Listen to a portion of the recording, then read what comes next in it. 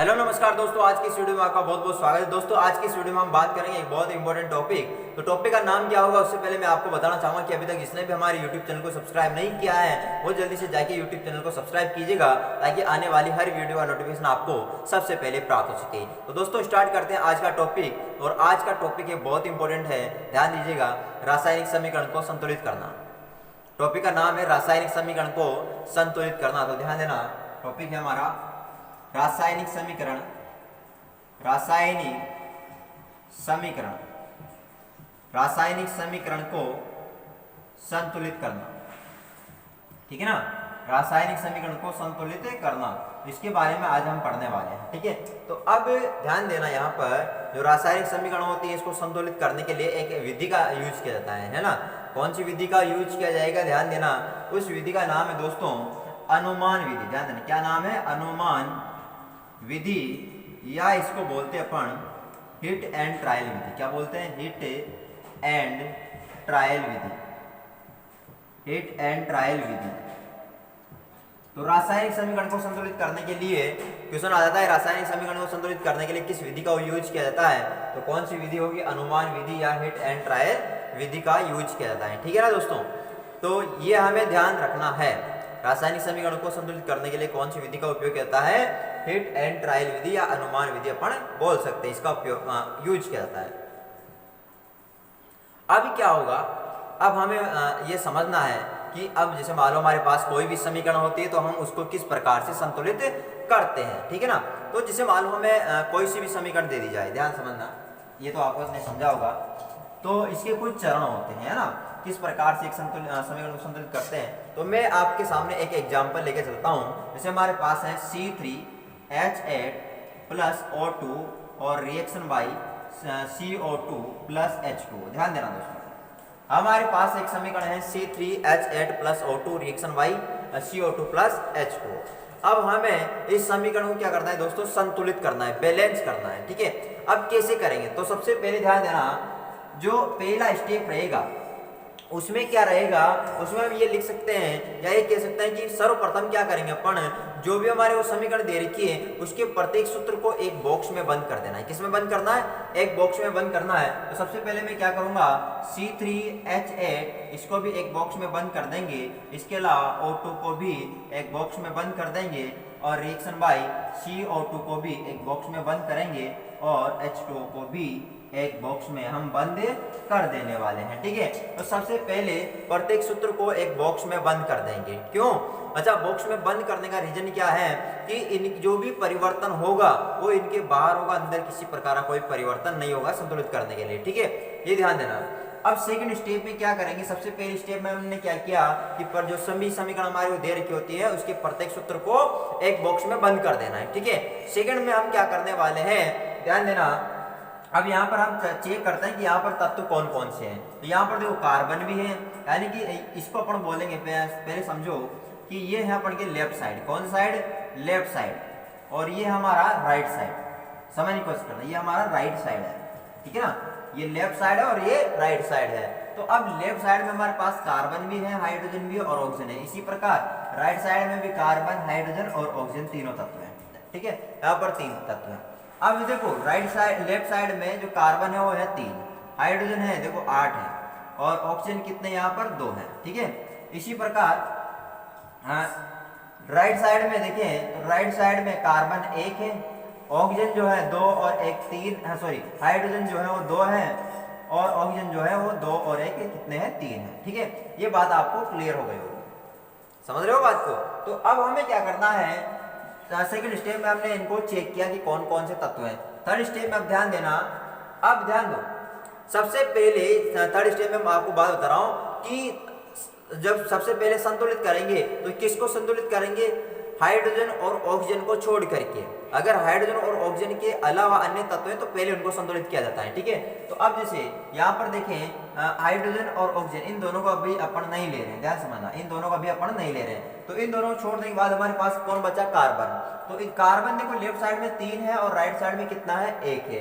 तो अब इधर जो राइट साइड है उसमें 1, इसका मतलब इधर 3 करना पड़ेगा। अब इधर 3 करने के लिए बताओ CO2 किसे गुणा करना पड़ेगा? 3 से।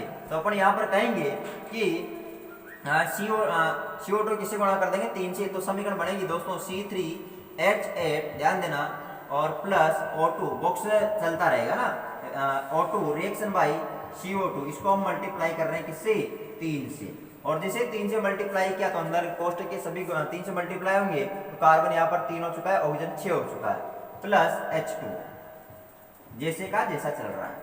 अब वापस इनका कंपैरिजन करते हैं, है ना, नए वालों का। तो कार्बन अभी देखो लेफ्ट साइड में कार्बन अभी भी 3 है, हाइड्रोजन अभी भी 8 है, और ऑक्सीजन अभी भी 2 है। लेकिन राइट साइड में देखें तो राइट साइड में कार्बन जो है अब 1 नहीं रहा, अब कितना हो चुका है दोस्तों 3 हो चुका है, क्योंकि हमने किससे गुणा कर दिया 3 से गुणा कर दिया, ठीक है। हाइड्रोजन जो है, हाइड्रोजन तो अभी भी कितने हैं 2 ही है, और इसके अलावा जो ऑक्सीजन है अब 3 नहीं रहे, ध्यान देना 3 नहीं रहे, अब 3 दूनी 6 और 1 कितने हो चुके हैं 7 हो चुके हैं, कितने हो गए 7 हो गए, बात समझ रहे हो 7 हो चुके हैं।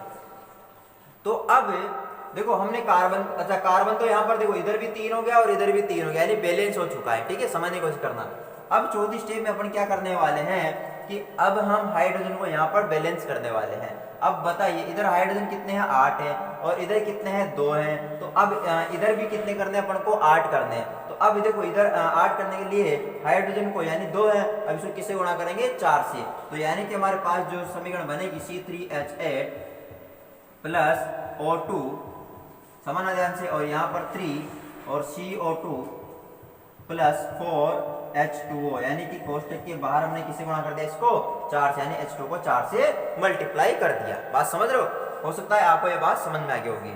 तो अब ध्यान देना यहाँ पर अगर नए रूप में देखें तो अभी इधर कार्बन कितना है, कार्बन तो बैलेंस हो चुका है, हाइड्रोजन इधर 8 है, अब इधर जो हाइड्रोजन है 4 को 2 से गुणा किया तो 8, यानी नया हाइड्रोजन कितना हो चुका है 8 हो चुका है, यानी कि कार्बन भी बैलेंस हो गया और हाइड्रोजन भी बैलेंस हो गया। अब बचा ऑक्सीजन, अब ऑक्सीजन इधर कितना है, इधर है अभी हमारे पास ऑक्सीजन 2 है, ठीक है, इधर ऑक्सीजन दोस्तों कितना है हमारे पास 2 है, ऑक्सीजन 2 है, लेकिन इधर ऑक्सीजन हमारे पास कितना है देखो 4 और 3 दूनी 6, कितना हो चुका है 10 हो चुका है, बात समझ रहे हो, 4 मतलब ये ऑक्सीजन इस 4 से भी मल्टीप्लाई है, तो 4 ऑक्सीजन ये और 3 दूनी 6 ऑक्सीजन ये, तो इधर कितना है इधर 10 ऑक्सीजन है और इधर ऑक्सीजन है 2, तो इसका मतलब इधर ऑक्सीजन को 10 करने के लिए इस O2 किससे मल्टीप्लाई करना पड़ेगा 5 से मल्टीप्लाई करना पड़ेगा, यानी कि C3H8 प्लस 5O2 है ना, 5 से मल्टीप्लाई कर देते हैं इसको, और रिएक्शन बाई इधर चल रहा है अपने पास CO2 को अपने गुणा किया हुआ था 3 से और प्लस 4H2। तो इस प्रकार से हमारे पास अगर इनको चेक करें अब हम, तो यहाँ पर देखिएगा इधर भी हाइड्रोजन, अब देखो यहाँ पर ऑक्सीजन 5 से मल्टीप्लाई करते कितना हो गया 10 हो चुका है, कितना हो गया 10 हो गया, ये 5 दूने 10 हो चुका है। तो अब देखो कार्बन भी 3 है, नया कार्बन देखो यहाँ पर देखिएगा ध्यान से, कार्बन कितना है 3 है, समझ रहे हो, इसके अलावा हाइड्रोजन इधर 8 है, तो देखो कार्बन 3 इधर भी कार्बन 3, इधर हाइड्रोजन 8 तो इधर भी हाइड्रोजन 4 दूनी 8 है, इधर ऑक्सीजन 5 दूनी 10 तो इधर भी 3 दूनी 6 और 4 कितना हो गया 10 हो चुका है। इसका मतलब जो समीकरण है वो हमारे पास क्या है बैलेंस है। लेकिन ध्यान देना जो हमारे पास बैलेंस समीकरण आई है दोस्तों वो क्या आ चुकी है, ध्यान देना हमारे पास C3H8, अब कोष्टक हटा देते हैं, plus 5O2 reaction by 3CO2 plus 4H2, हमारे पास ये संतुलित समीकरण आ चुकी है, ठीक है ना। अब क्या होता है दोस्तों, रासायनिक समीकरण को संतुलित करने के बाद, समीकरण को संतुलित करने के बाद या बैलेंस करने के बाद क्या करते हैं कि उनकी अवस्था को दर्शाया जाता है। क्या दर्शाया जाता है, जो तत्व हैं या यौगिक हैं उनकी अवस्था को दर्शाया जाता है, क्योंकि अवस्था सभी की हो सकता है अलग अलग होते हैं, कोई गैस होता है, कोई ठोस होता है, कोई जलीय विलयन के रूप में होता है, कोई लिक्विड के रूप में होता है, तो इनकी अवस्था को दर्शाना भी जरूरी होता है, ठीक है। तो यानी कि हम ये कहते हैं कि रासायनिक समीकरण को संतुलित होने के पश्चात उनकी गैसीय अवस्था को दर्शाने के लिए क्या करते हैं, यदि गैस है, ध्यान देना ये बात समझनी है आपको, यदि गैस है तो गैस के लिए दोस्तों G का यूज करेंगे, अगर द्रव है तो द्रव के लिए शॉर्ट में लिक्विड यानी L का प्रयोग करेंगे, यदि ठोस है तो ठोस के लिए शॉर्ट में दोस्तों S का प्रयोग करेंगे, और यदि जलीय विलयन के रूप में है, जलीय विलयन के रूप में है तो उसके लिए अपन एक्वा यानी AQ का प्रयोग करेंगे। बात समझ रहे हो नहीं, तो ये भी आपको ध्यान रखना है। ये भी आपको ध्यान रखना है। जैसे मैं आपको समझाना चाहूंगा, जैसे हमारे पास एक समीकरण है N2 plus H2 reaction by NH3। अब जिसे मान लो ये इसको बैलेंस करना है सबसे पहले, तो यहाँ पर देखो नाइट्रोजन 2 है, हाइड्रोजन भी 2 है, लेकिन इधर हाइड्रोजन 3 है और इधर हाइड्रोजन 2 है। तो पहले देखो विषम संख्या के रूप में नहीं होना चाहिए, सम होना चाहिए। तो यहाँ पर 2 लगा देंगे, तो अब नाइट्रोजन 2 हो चुका है, लेकिन हाइड्रोजन 6 हो चुका है, इसलिए इधर भी 3 लगा देते हैं। बात समझ रहे हो? तो अभी क्या किया हमने कि यहाँ पर इनको संतुलित करने के बाद, अब जैसे अपन ने कहा कि इनकी भौतिक अवस्था को दर्शाने के लिए, भौतिक अवस्था को दर्शाने के लिए इनके साथ अगर गैस है तो G का प्रयोग करेंगे, द्रव है तो L का प्रयोग करेंगे, ठोस है तो S का प्रयोग करेंगे और जलीय विलयन के लिए एक यानी AQ का प्रयोग करेंगे। यहाँ पर नाइट्रोजन जो होती है दोस्तों गैस होती है, तो इसके यहाँ पर अपन लिखेंगे G। बात समझ रहे हो? इसी प्रकार 3H2, तो यहाँ पर भी G लिख देंगे क्योंकि हाइड्रोजन गैस होती है और अमोनिया भी एक गैस की फॉर्म में होती है, तो यहाँ पर क्या लिख देंगे अपन, G का प्रयोग करेंगे। ठीक है, तो ये बात आपको समझनी है ध्यान से, बहुत ही ध्यानपूर्वक से। तो गैस यानी कि उनकी अवस्था को दर्शाने के लिए, है ना, भौतिक अवस्था को दर्शाने के लिए उनके नीचे इस प्रकार से कोष्टक में लिख देते हैं अपन। वापस पढ़ देता हूं मैं। गैस के लिए G, द्रव के लिए L, ठोस के लिए S और जलीय विलयन के लिए AQ का प्रयोग करेंगे। ठीक है, इसके अलावा एक और बात मैं आपको बताना चाहूंगा कि जैसे मान लो कोई बहुत सारी समीकरण होती हैं तो वो आसानी से संपन्न नहीं हो पाती है। तो रासायनिक समीकरण को संपन्न होने के लिए, रासायनिक अभिक्रिया के संपन्न होने के लिए उनकी जैसे किसी के लिए ताप की जरूरत होती है, किसी के लिए दाब की जरूरत होती है, किसी के लिए उत्प्रेरक की जरूरत होती है ना, तो उनको कहाँ पर लिखा जाता है ना, ताप दाब उत्प्रेरक को कहाँ पर लिखा जाता है, तो वो समीकरण के ऊपर लिखा जाता है ना। यानी अपन कह सकते हैं अभिक्रिया संपन्न होने के लिए, अभिक्रिया संपन्न होने के लिए आवश्यक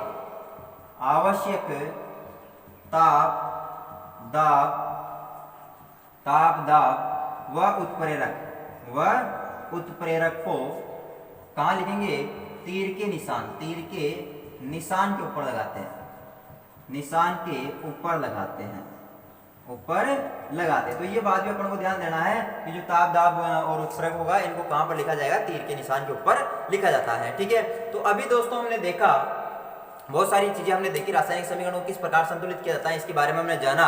तो और इसके अलावा हमने देखा कि गैसीय अवस्था के लिए उनकी यानी भौतिक अवस्था को दर्शाने के लिए ठोस के लिए किसका प्रयोग करेंगे, द्रव के लिए किसका प्रयोग करेंगे, गैस के लिए किसका प्रयोग करेंगे और जलीय विलयन के लिए किसका प्रयोग करेंगे। और ये भी देखा कि जैसे मान लो अभिक्रिया के संपन्न होने के लिए जो ताप दाब उत्प्रेरक होता है उनको कहाँ पर लिखा जाता है। ठीक है, तो वो जो तीर का चिन्ह होता है उसी के ऊपर हम लिखते हैं। ठीक है, अब यहाँ पर मैं एक और समीकरण ले रहा हूँ ताकि आप और अच्छी तरह से समझ पाओ कि किस प्रकार से संतुलित करते हैं। जैसे ध्यान देना, मान लो हमारे पास है CH4 plus O2 reaction by CO2 plus H2।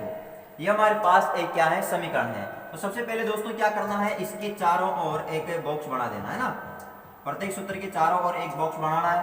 तो आप जल्दी से बना दीजिएगा, प्लस H2। ठीक है, हमने इनके चारों ओर एक बॉक्स बनाया। अब हाइड्रोजन और ऑक्सीजन को छोड़कर अन्य तत्वों को संतुलित करेंगे। तो इधर कार्बन एक, इधर भी कार्बन एक है, यानी बैलेंस है। अब इसके बाद हाइड्रोजन को संतुलित करेंगे, तो इधर हाइड्रोजन है 4 और इधर हाइड्रोजन है 2। इसका मतलब इसको मल्टीप्लाई कर देंगे किससे, 2 से, यानी H2 को 2 से मल्टीप्लाई करेंगे तो CH4 जैसे का जैसा और O2 जैसे का जैसा, रिएक्शन बाई CO2 भी जैसे का जैसा, और यहाँ पर 2 से मल्टीप्लाई कर दिया हमने किसको, H2O से। आप समझ रहे हो? तो यानी कि अभी वापस चेक करते हैं, कार्बन 1 हाइड्रोजन 4, इधर कार्बन 1 हाइड्रोजन 2 दूनी 4, लेकिन इधर ऑक्सीजन भी 4 हो चुका है, 2 और 2 4। तो अब इधर ऑक्सीजन को किससे गुणा कर देंगे अपन, 2 से गुणा कर देंगे। तो CH4 प्लस 2 और यहाँ पर जो O2 है इसको अपन किससे गुणा कर देंगे, 2 से मल्टीप्लाई कर दिया। तो इधर चल रहा है CO2 प्लस 2 और यहाँ पर अपन ने किससे गुणा कर दिया, इसको H2 को 2 से मल्टीप्लाई कर दिया। ठीक है, तो अपन कह सकते हैं दोस्तों, तो अपन यहाँ पर कह सकते हैं जब अपन इसको ओपन करेंगे, आप कोष्टक से इनको बाहर कर देंगे, तो CH4 plus 2O2 reaction by CO2 plus 2H2। तो हमारे पास ये संतुलित समीकरण बन जाती हैं। आई होप आपको ये समझ में आ गया होगा। ठीक है, और अगर मान लो आप आपको भी बहुत सारी तैयारी करनी है घर पे, अगर नहीं आ पाता है किसी प्रकार से, किसी कारणवश से अगर आपसे संतुलित नहीं हो पाती है तो आप कमेंट बॉक्स में जाके जरूर लिखिएगा, ताकि हम और उसके ऊपर अभ्यास करने वाले हैं। ठीक है, तो अब इसके अलावा हम देखने वाले हैं, अब नेक्स्ट टॉपिक है दोस्तों हमारा रासायनिक समीकरण की विशेषताएं। टॉपिक क्या है? रासायनिक समीकरण की विशेषताएं। तो ध्यान दीजिएगा, हमारा टॉपिक है नेक्स्ट रासायनिक समीकरण की विशेषताएं। रासायनिक समीकरण की विशेषताएं, ये हमारा नेक्स्ट टॉपिक है। ठीक है, तो इसको तो कौन कौन सी विशेषताएं हैं ये ध्यान देना है। तो सबसे पहले तो ये है कि रासायनिक समीकरण के द्वारा हमें अभिक्रिया की, ध्यान देना, अभिक्रिया की संक्षिप्त जानकारी मिल जाती है। संक्षिप्त जानकारी मिल जाती है। पहली विशेषता क्या है कि जो रासायनिक समीकरण है दोस्तों, उसके द्वारा अभिक्रिया की संक्षिप्त जानकारी हमें प्रोवाइड करवा दी जाती है, हमें मिल जाती है। ठीक है, दूसरी जो विशेषता है वो क्या है, ध्यान से समझेगा। दूसरी विशेषता है कि रासायनिक समीकरण के द्वारा हमें पदार्थों की भौतिक अवस्था की जानकारी मिल जाती है। किसकी? भौतिक अवस्था की, ध्यान देना, भौतिक अवस्था की जानकारी मिलती है। भौतिक अवस्था की जानकारी मिलती है। भौतिक अवस्था की क्या मिलती है? जानकारी मिलती है। यानी कि पहले अभिक्रिया की संक्षिप्त जानकारी मिलती है और दूसरा है भौतिक अवस्था की जानकारी हमें प्रोवाइड होती है, यानी कि मिल जाती है। तीसरा है, ध्यान देना, इंपॉर्टेंट है, और इससे रासायनिक समीकरण के द्वारा पदार्थों के लिए आवश्यक ताप है ना, ताप, दाब व उत्प्रेरक की जानकारी प्राप्त हो जाती है ना। उत्प्रेरक की इनसे जानकारी में प्राप्त हो जाती है, यानी अभिक्रिया की संक्षिप्त जानकारी होती है, भौतिक अवस्था की जानकारी होती है, और तीसरा ताप, दाब और उत्प्रेरक की जानकारी हमें मिल जाती है। ठीक है, तो नंबर 4 पे है दोस्तों, नंबर 4 है हमारे पास कि इससे यानी रासायनिक समीकरण के द्वारा अभिक्रिया की उत्क्रमणीयता का पता चलता है ना। अभिक्रिया की उत्क्रमणीयता का क्या चलता है? पता चलता है। उत्क्रमणीयता का मतलब ये है दोस्तों कि अभिक्रिया एक दिशा में संपन्न हो रही है या दोनों दिशाओं में संपन्न हो रही है, या आगे हम चर्चा करने वाले हैं। ठीक है, तो पहला हमने देखा अभिक्रिया की संक्षिप्त जानकारी मिलती है, भौतिक अवस्था की जानकारी मिलती है, ताप, दाब, उत्प्रेरक की जानकारी मिलती है, और उत्क्रमणीयता का पता चलता है। ठीक है, तो ये इतनी सारी जानकारियां हमें एक रासायनिक समीकरण के द्वारा मिलती है। तो हम कह सकते हैं ये सभी रासायनिक समीकरण क्या है? विशेषताएं। तो डायरेक्ट क्वेश्चन बनता है दोस्तों, क्वेश्चन आ जाता है रासायनिक समीकरण की कोई 2 विशेषताएं बताइए, 3 विशेषताएं बताइए। तो अगर आता है तो इनमें से आपको कोई सी भी लिख देना है, 2 या 3। ठीक है, अब नेक्स्ट आता है रासायनिक समीकरण की सीमाएं। रासायनिक समीकरण की सीमाएं, और सीमाओं का मतलब होता है कमियां। रासायनिक समीकरण की सीमाएं, तो अगला है दोस्तों हमारा रासायनिक समीकरण की सीमाएं। अगला टॉपिक क्या है? रासायनिक समीकरण की सीमाएं। रासायनिक समीकरण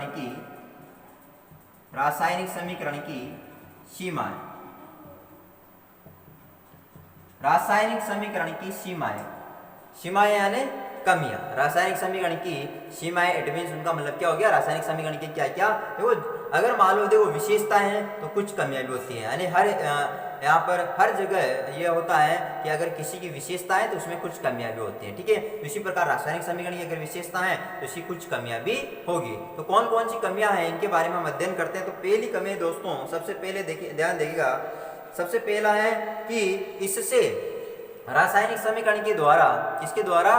रासायनिक समीकरण के द्वारा अभिकारक व उत्पाद। पहला है इससे अभिकारक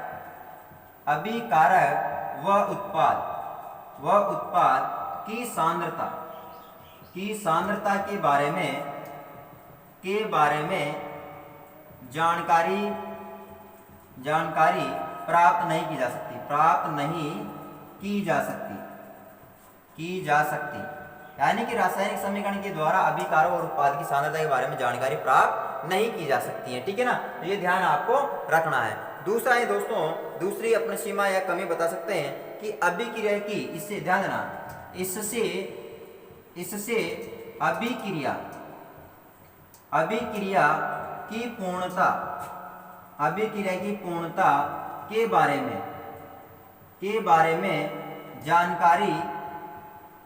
जानकारी प्राप्त नहीं होती, यानी पूर्णता की जानकारी भी इसके द्वारा प्राप्त नहीं की जा सकती। तो पहला है अभिकारक उत्पाद की सांद्रता के बारे में पता नहीं चलता, दूसरा है अभिक्रिया की पूर्णता के बारे में जानकारी इससे नहीं मिलती है। ठीक, नंबर 3 पे दोस्तों अभिक्रिया तीव्र है या मंद है, इसके बारे में भी जानकारी नहीं मिलती है ना। यानी अपन लिख सकते हैं नंबर 3 पे अभिक्रिया के तीव्र या मंद होने की जानकारी नहीं मिलती है। तो यानी कि ये कुछ कमियां थी या कुछ सीमाएं थी, इनको ध्यान रखना है। पहली है अभिकारक उत्पाद की सांद्रता के बारे में जानकारी नहीं मिलती है, दूसरी है दोस्तों अभिक्रिया की पूर्णता के बारे में जानकारी नहीं मिलती है, और तीसरी है कि अभिक्रिया के तीव्र और मंद होने की जानकारी हमें नहीं मिलती है। तो ये कुछ सीमाएं थी, तो इनके बारे में आपको ध्यान रखना है। तो क्वेश्चन आ जाता है कि रासायनिक समीकरण की सीमाएं क्या क्या हैं, विशेषताएं क्या क्या हैं, किस प्रकार से संतुलित किया जाता है, और कोई सी भी समीकरण देकर के आपको बोला जाए कि इसको संतुलित कीजिए, तो हम बहुत ही आराम से उसको संतुलित कर सकते हैं। तो आई होप आपको ये वीडियो अच्छा लगा होगा, और अगर अच्छा लगा है तो लाइक, कमेंट और शेयर जरूर कीजिएगा, और सब्सक्राइब करना मत भूलिएगा। Thank you, all the best.